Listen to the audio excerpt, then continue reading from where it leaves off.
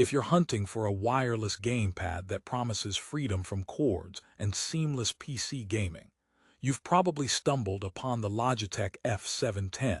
At just $29.99, it sounds like a steal, promising dual vibration feedback, broad game support, and a 2.4 GHz wireless connection that's supposedly ultra-reliable.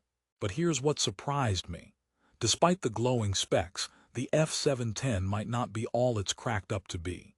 In fact, if you're expecting flawless performance and zero headaches, you're in for a reality check. Stick around because I'm about to reveal why this gamepad might end up frustrating you more than fueling your gameplay, and how to decide if it's right for you anyway. Don't worry, I'm not here just to bash Logitech's F710. This controller has solid features and a promising price point, but sometimes the devil's in the details, and trust me, there are some quirks that make it less than perfect.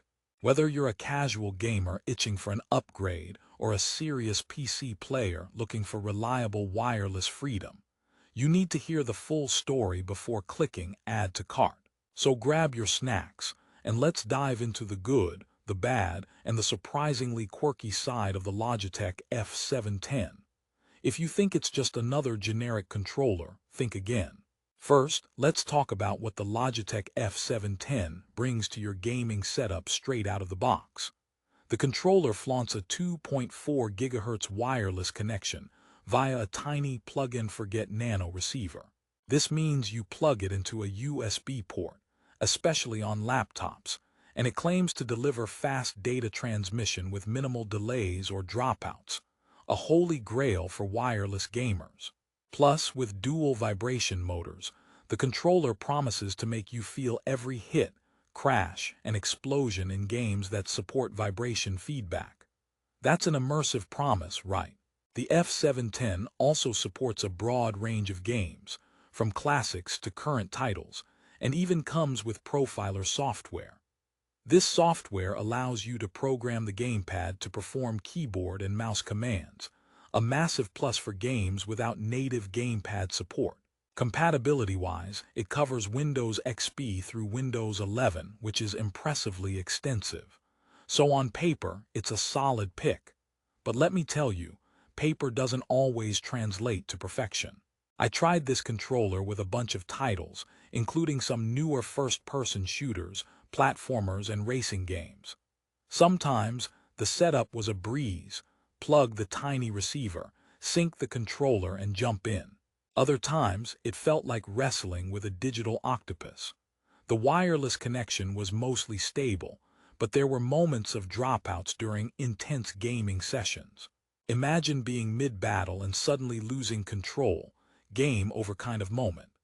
My heart rates were testing the controller's vibration, and ironically, I felt more frustrated than immersed. Speaking of vibrations, when the F710 does deliver the feedback, it's satisfying enough. The dual motors provide enough rumble to simulate punches and crashes. But there's a catch. The vibration intensity can be inconsistent. In some games, it was delightfully tactile, in others, almost non-existent. And if you're a gamer who loves the tactile feel of a PlayStation or Xbox controller, you might find this less punchy. It's like expecting a heavyweight boxing match and getting a pillow fight. So, where does the F710 truly shine? Its adaptive layout. The controller mirrors a traditional console layout, so if you're coming from Xbox or PlayStation, there's no learning curve. The familiar buttons, triggers, and joysticks fall naturally under your fingers. This is especially beneficial if you're looking to transition from console gaming to PC without relearning controls. Also, being wireless means no tangled cords tripping up your game sessions. And who wants to mop a carpet after every gaming marathon? However, don't let the wireless tag fool you into thinking it's as responsive as you might expect from the highest-end models. There's a slight input lag, noticeable if you're a competitive gamer who needs precision down to the millisecond. Casual gamers probably won't mind it much, but those chasing perfect timing and rapid responses might want to look elsewhere.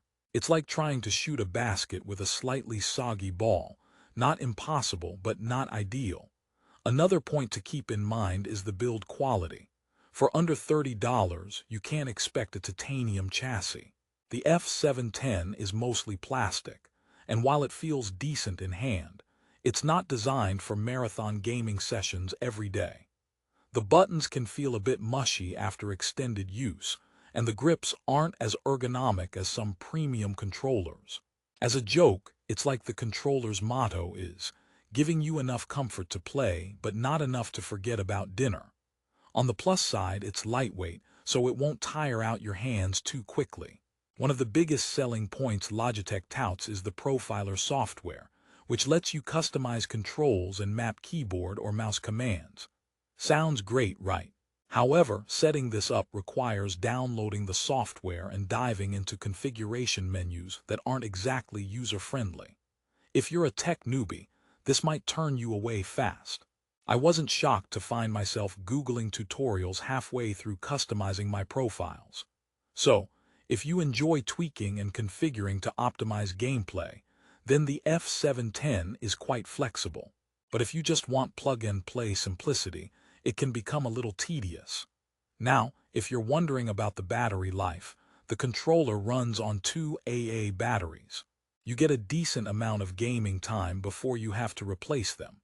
But the lack of rechargeable options or built-in battery means extra costs or interruptions. It's a small inconvenience, but something to consider, especially if you're used to modern controllers with built-in rechargeable batteries. It's funny how a $30 controller can still remind you of your childhood toys that needed constant battery swaps. To answer the big question, should you buy the Logitech F710? Here's the twist. If you're a casual PC gamer who wants an affordable, wireless controller with broad compatibility and is okay with occasional hiccups, this is a solid choice. It won't blow your socks off, but delivers decent performance for its price point. It's also great if you're transitioning from console gaming and want a familiar layout without breaking the bank. However, if you're a competitive gamer, crave ultra-responsive controls, or demand perfect wireless stability and premium build quality, you might want to look elsewhere. For example, controllers from Xbox or Sony's own DualShock DualSense line may cost more but offer superior responsiveness and build quality. The F710 tries to punch above its weight but occasionally trips over its own cord. Well, technically no cord, but you get the idea. In the end, this controller feels like the trusty underdog of the wireless gamepad world. Sometimes it's a champ, sometimes it stumbles, but it rarely lets you down completely. I recommend it for those who want the freedom of wireless gaming on a budget and don't mind tinkering a bit or grappling with minor flaws. And hey, if you ever feel nostalgic for the days of battery swapping and software fiddling, the F710 might just be your ticket back. Before we wrap, here's a quick joke to lighten your gaming load. Why did the gamer bring a ladder to the tournament? Because he wanted to climb the leaderboards. And on that note, if you want to grab the Logitech F710 and see how it fits your gaming style, check out the best Amazon price linked in the description below. Remember, despite some quirks, it's a worthy entry-level wireless controller that won't bust your wallet but still offers a respectable gaming experience. Thanks for sticking around for this honest review. Remember, every product has pros and cons, but the key is finding what works for your unique gaming needs. Whether you buy the F710 or not, keep chasing that high score, and may your inputs always be lag-free.